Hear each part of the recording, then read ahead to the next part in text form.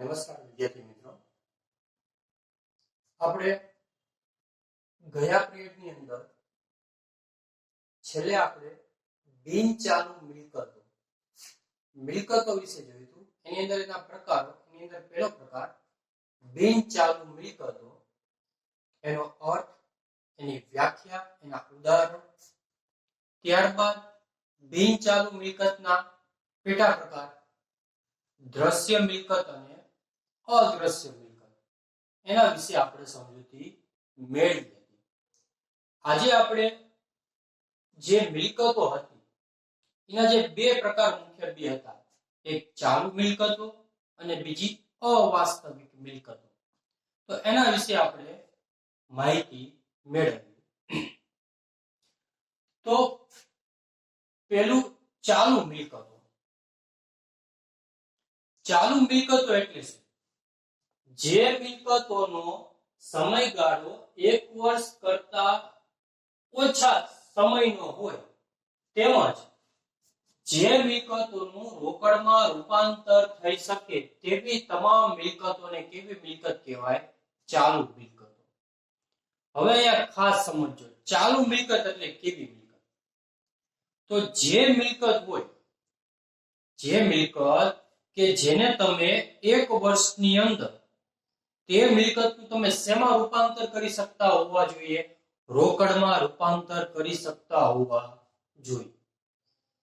રૂપાંતર એટલે શું? તો રૂપાંતર એટલે જે મિલકતને વેચી અને તમે 1 જ વર્ષની અંદર એ મિલકત વેચી અને બદલામાં તમને શું મળતા હોવા જોઈએ? રોકડ રકમ. તો એવી તમામ મિલકતને કેવી મિલકત કહેવાય? ચાલુ મિલકત. હવે ચાલુ મિલકતનો સમયગાળો કેટલો હોય? તો ચાલુ મિલકતનો સમયગાળો કેટલો હોય? 1 વર્ષ. 1 વર્ષનો સમયગાળો ચાલુ મિલકતનો હોય. આપણે ગયા પીરિયડની અંદર જોઈ ગયા હતા કે બિનચાલુ મિલકતનો સમયગાળો કેટલો હોય? 1 વર્ષ કરતા વધુ. બરોબર? 1 વર્ષ કરતા વધુ એટલે કે લાંબા સમયગાળા સુધી એનો ઉપયોગ આપણે કરી શકતા હોઈએ છીએ. જ્યારે ચાલુ મિલકતનો આપણે કેટલા સમય સુધી ઉપયોગ કરી શકીએ? 1 વર્ષ સુધી. 1 વર્ષ સુધી. 1 વર્ષની અંદર પછી શેમાં રૂપાંતર થઈ જશે? રોકડમાં. હવે આ ચાલુ મિલકતનો ઉપયોગ ક્યાં થાય? તો ધંધાના રોજબરોજના વ્યવહારો માટે આ મિલકતનો ઉપયોગ થાય. આપણે જે ધંધો કરતા હોય, આપણી કંપની હોય, ભાગીદારી પેઢી કે એકાંકી વેપારી પેઢી હોય, એની અંદર આપણે રોજબરોજ એટલે કે રોજના ઘણા પ્રકારના આપણે વ્યવહાર કરવી છે. હવે આ ઘણા પ્રકારના આપણે વ્યવહાર કરતા હોય તો એની અંદર અમુક વ્યવહાર એવા પણ હોય કે જેની અંદર આપણે રોકડ રકમ ચૂકવવી પડતી હોય. રોકડ રકમ ચૂકવવી પડતી હોય અથવા તો કોઈ વ્યક્તિને આપણે ઉધાર માલનું વેચાણ કરવું પડતું હોય. તો આ રોજબરોજના વ્યવહાર થયા. આ રોજબરોજના વ્યવહારની અંદર ઉપયોગમાં લેવા માટે કઈ મિલકતનો ઉપયોગ થાય? તો કે ચાલુ મિલકત.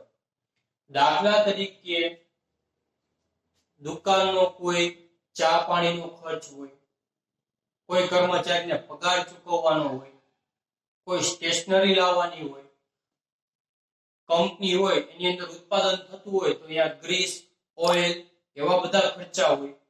તો આવા તમામ ખર્ચ ચૂકવવા માટે કઈ મિલકતનો ઉપયોગ થાય? ચાલુ મિલકત. ત્યારબાદ ચાલુ મિલકતની અંદર કઈ કઈ મિલકતો આવે? આ મિલકતના નામ તમારે ખાસ યાદ રાખવાના કે ચાલુ મિલકતો કઈ કઈ ગણાય તે. કારણ કે જ્યારે આપણે દાખલાઓ ગણશું ત્યારે ચાલુ મિલકતના હેડિંગ હેઠળ, એના મથાળા હેઠળ જ તે આપણે તમામ ચાલુ મિલકતો લખવાની થશે. એટલે ત્યારે આપણને ખ્યાલ હોવો જોઈએ કે આપણા ધંધાની ચાલુ મિલકતો કઈ. બરોબર? તો સૌ પહેલી મિલકત છે રોકડ શિલક. રોકડ શિલક એ આપણા ધંધાની ચાલુ મિલકત ગણાય. કારણ કે રોજબરોજનો ખર્ચ ચૂકવવા માટે રોકડનો ઉપયોગ થાય.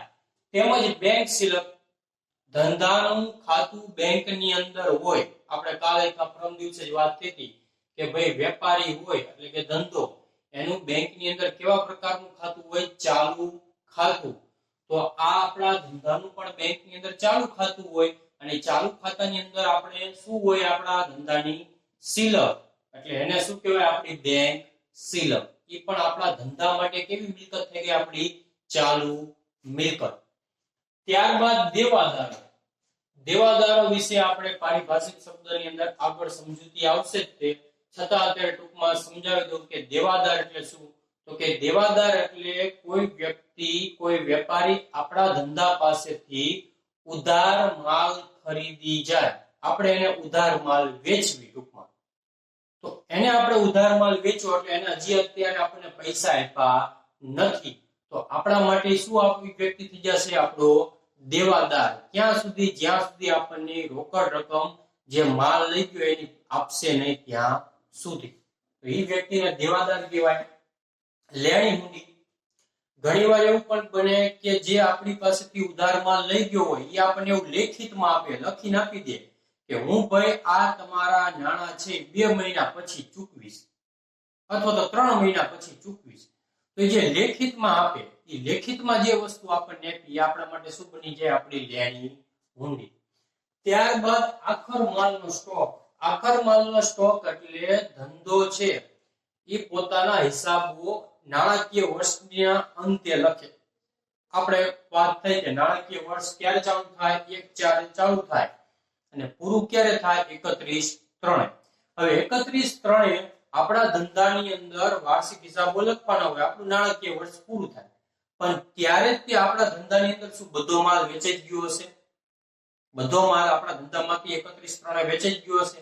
ના, બધો માલ વેચાઈ ગયો હશે નહીં. આપણા ધંધાની અંદર 31/3 પણ ઘણો કેટલોક માલ વેચાયા વગરનો પડ્યો હશે. તો એ ક્યારે વેચાયેલા વગરનો પડ્યો છે? વર્ષની આખરમાં. ક્યારે? વર્ષની આખરમાં, છેલ્લે. તો એટલા માટે એને કેવો માલ કહેવાય? આખર માલનો સ્ટોક. એ પણ આપણા ધંધાની ચાલુ મિલકત ગણાય. ત્યારબાદ અગાઉથી ચૂકવેલ ખર્ચ. કોઈ ખર્ચ આપણે અગાઉથી ચૂકવી દીધો હોય, દાખલા તરીકે આપણા ધંધાની અંદર કર્મચારી કામ કરતા હોય, એને આર્થિક રીતે એની સ્થિતિ નબળી હોય, અને અત્યારે વર્તમાન સમયની અંદર પૈસાની જરૂર હોય, તો આપણે એને 2 મહિનાનો પગાર અગાઉથી ચૂકવી દીધો. તો 2 મહિનાનો પગાર આપણે અગાઉથી ચૂકવો, હજી એને આપણા ધંધામાં કામ કર્યું નથી, છતાં આપણે એને અગાઉથી પગાર ચૂકવી દીધો, તો આપણે એની પાસેથી જ્યાં સુધી 2 મહિના આપણને કામ કરી નહીં આપે ત્યાં સુધી આપણે એની પાસે રકમ માંગી શકીએ. એટલા માટે આપણો કેવી આવક, કેવી મિલકત ગણાય? આપણી ચાલુ મિલકત. એવી રીતે મળવાની બાકી આવક.